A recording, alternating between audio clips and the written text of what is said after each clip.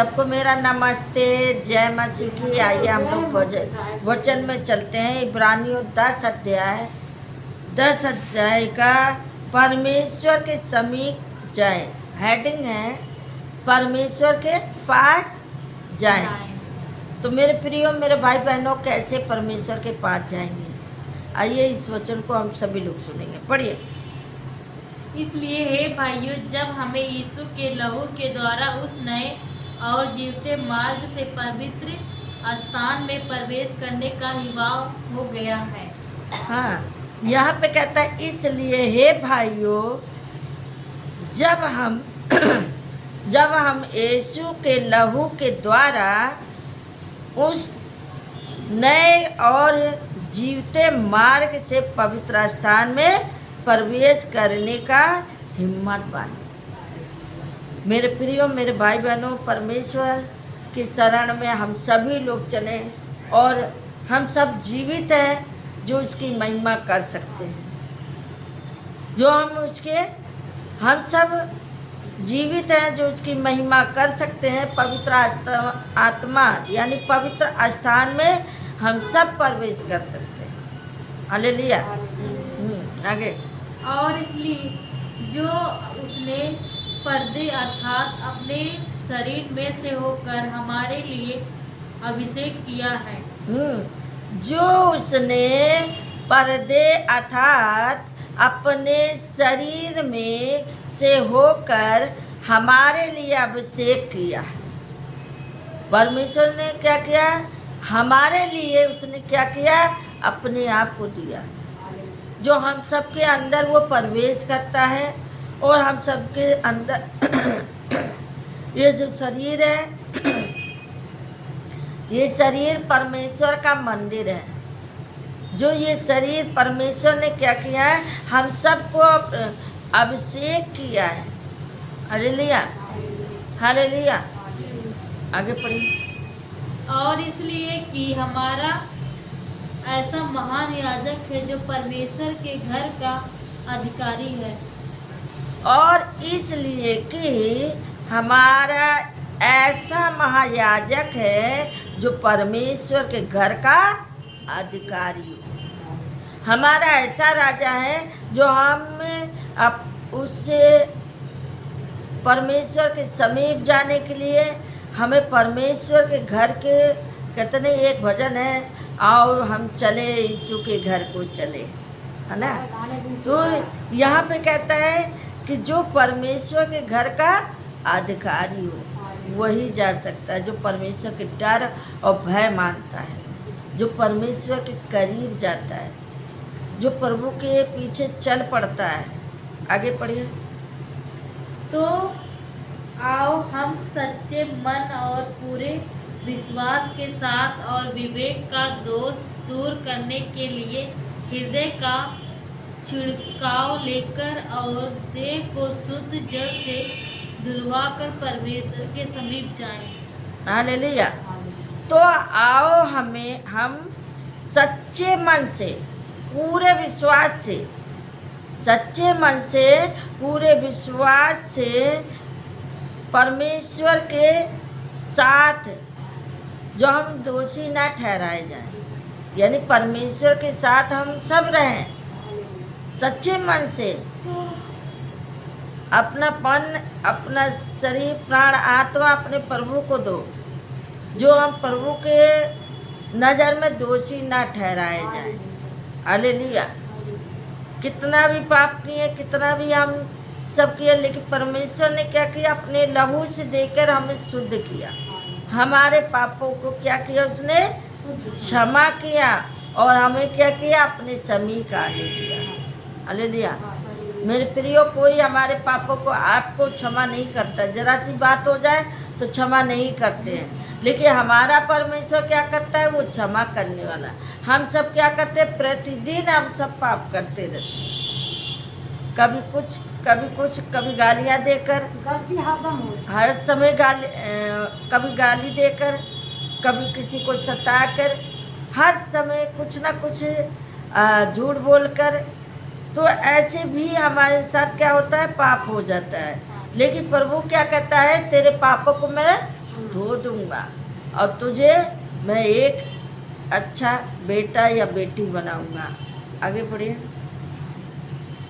जाओ हम अपनी आशा के अंगीकार को दृढ़ता से थामे रहें, क्योंकि उसने प्रतिज्ञा की वह सच्चा है। यहाँ पे कहता आओ हम सब लोग आओ। वो बुला रहा है। कौन बुला रहा? परमेश्वर बुला रहा है। वो कहता आओ सभी लोग आओ जो अपनी आशा के अंगीकार को दृढ़ता से थामे रहें। अपने आप को परमेश्वर के पास आओ, अपने आप को परमेश्वर के दो और अपने क्षमा मांगो।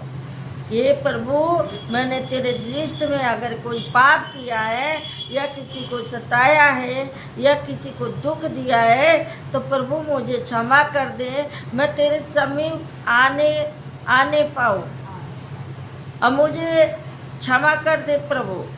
लेकिन यहाँ पे कहता है क्योंकि जिसने प्रतिज्ञा की है वह सच्चा है। जिसने प्रतिज्ञा की है वो सच्चा है। हालेलुया, वो सच्चा है। जिसने वादा किया अपने प्रभु से कि प्रभु मैं पूरी जीवन तेरे साथ रहना चाहता हूँ, यह तुझे मैं भूलना नहीं चाहता, मैं तेरे समीप आना चाहता हूँ। आगे पढ़िए। और प्रेम और भले कामों के उकसाने के लिए हम एक दूसरे की चिंता किया करें। प्रेम, मेरे बहनों मेरे भाइयों, प्रेम क्या है? प्रेम आज्ञा भी हो सकता है, प्रेम दीपक भी हो सकता है।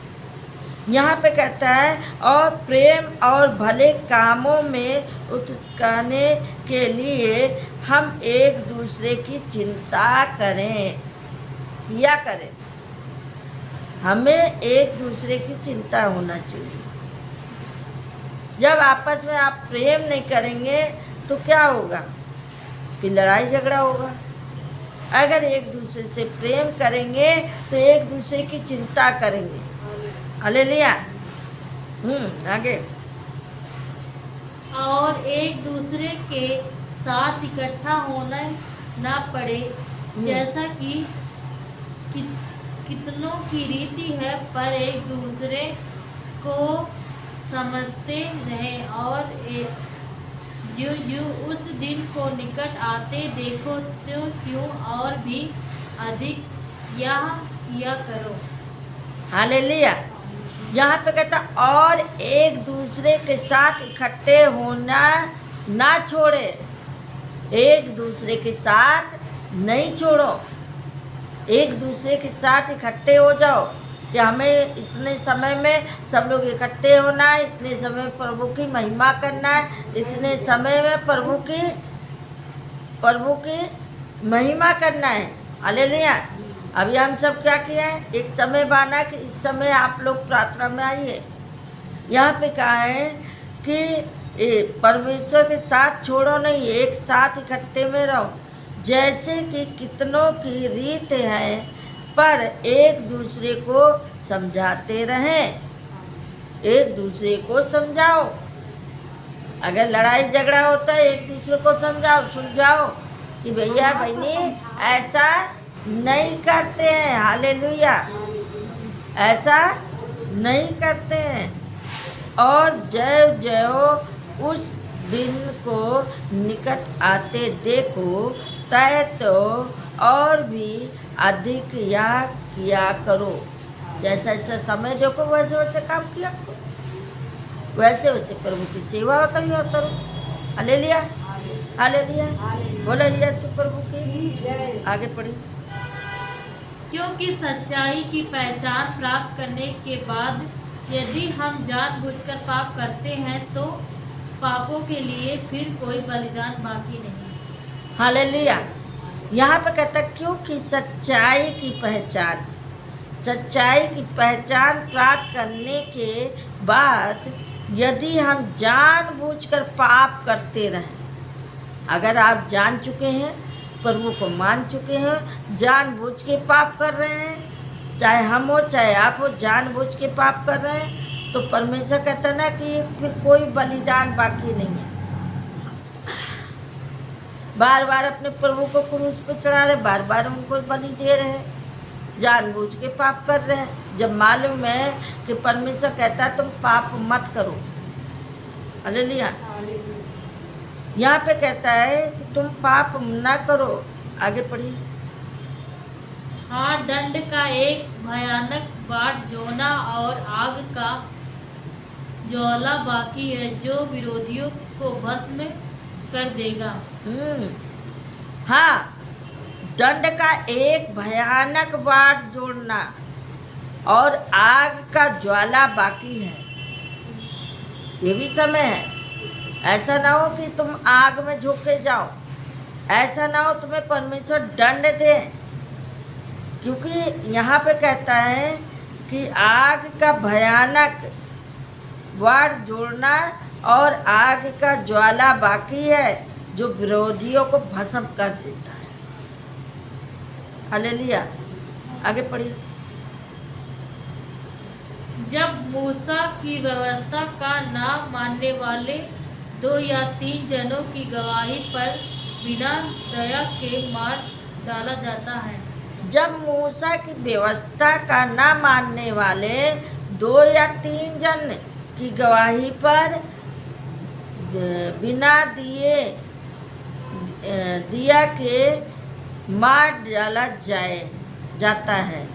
देखिए, एक निर्णय लिया, एक बात कहा कि देखो जहाँ 2 या 3 मेरे नाम से इकट्ठे होते हैं वहाँ मेरी हजूरी होती है। प्रभु ने ऐसा बताया है।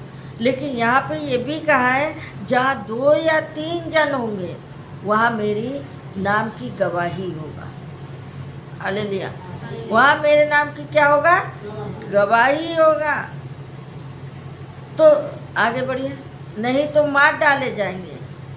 ये मूसा की व्यवस्था है, यानी जो पहले के लोग थे अगर नहीं मानोगे तो मार डालते थे। जैसा वो कहते थे नहीं करोगे तो मार डालते थे। हालेलुया। आगे पढ़िए। जो सोच लो कि वह कितने और भी भारी दंड के योग ठहरेगा, जिसने परमेश्वर के पुत्र को पांवों से रौंदा और वाचा के लहू को उसके द्वारा वह पवित्र ठहराया गया था। आप पवित्र जाना है और अनुग्रह के आत्मा का अपमान किया। हालेलुया। यहाँ पे कहता है तो सोच लो कि वह कितने और भी भारी दंड के योग्य ठहरेंगे। ऐसा ना हो इससे भी बड़ी भयंकर दंड हो, है और भी भारी दंड मिले, जिसने परमेश्वर के पुत्र को पांव से रौंदा और कुचल के लहू को उसके द्वारा वह पवित्र ठहराया गया था। आप पवित्र ना जाने उसको। हालेलुया। और अनुग्रह के आत्मा का अपमान किया। किसकी अपमान किया? आत्मा का अपमान किया। सॉरी, आगे पढ़िए। क्योंकि हम उसे जानते हैं जिसने कहा, पलटा लेना मेरा काम है, मैं ही बदल दूंगा। और फिर यह कि प्रभु अपने लोगों का न्याय करेगा। यहाँ पे कहता है, प्रभु कहता है क्योंकि हम उसे जानते हैं, प्रभु जानता है, जिसने कहा पलटा लेना मेरा काम है। मेरे प्रियो, मेरे भाई बहनों, आप लड़ाई लड़ेंगे तो जीत नहीं पाएंगे। अगर परमेश्वर के हाथों में छोड़ देंगे तो प्रभु ने कहा है कि तेरा काम नहीं है, पलटा लेना मेरा काम है, मैं ही बदला लूँगा। और फिर यह कि प्रभु अपने लोगों का न्याय करेगा। फिर क्या करेगा? अपने लोगों को न्याय करेगा। आगे पढ़िए। जीवते परमेश्वर के हाथों में पड़ना भयानक बात है। जीते परमेश्वर के पड़ना भयानक बात है। अगर आप जीवित हैं तो आप उसके हाथों में पड़ना समझ लो भयानक बात है। आगे पढ़िए। परंतु उन बिछौने दोनों को स्मरण करो जिनमें तुम ज्योति पाकर दुखों के बड़े संघर्ष में स्थिर रहे। हालेलुया। यहाँ पे कहता है परंतु उन पिछले दिनों को स्मरण करो, यानी पिछले दिनों को याद कर लो। परमेश्वर ने आपसे कुछ ना कुछ तो कहा ही होगा, एक हफ्ते के अंदर आपसे भी बात किया होगा, कुछ ना कुछ मन में डाला होगा, बताया होगा आपको। यहाँ पे कहता है जिनमें तुम ज्योति पाकर दुखों के बड़े संघर्ष में स्थिर रहें। आपको कितना भी दुख आया फिर भी आप अपने प्रभु को नहीं छोड़े, आप बने रहें। आप दुख में भी प्रभु के साथ बने रहें। आपका नाम होगा, दूसरे का नाम नहीं होगा। हालेलुया। जब आप दुख और सुख में और परमेश्वर को नहीं छोड़े वही राजा कहलाएगा। हालेलुया। कितने लोग दुख पड़ता है छोड़ के भाग जाते हैं, कितने लोग दुख भी आता है सुख भी आता है फिर भी उसको स्वीकार करते हैं। आगे पढ़िए। कभी कभी तो यूं कि तुम निंदा और कलेश सहते हुए तमाशा बने, और कभी भी तुम उनके साथी हुए जिनकी दुष्टता की जाती थी। हालेलुया। कभी कभी तो ये यूँ ऐसा होता है कि हम किसी की निंदा करते हैं या कलेश हम करते हैं या तमाशा करते हैं, या और कभी ऐसा होता है कि तुम उसके साझी हुए, कभी उसके दुख से मतलब ऐसा दुर्दशा भी देखा होगा, कभी कभी ऐसा भी हो सकता है। आगे पढ़िए।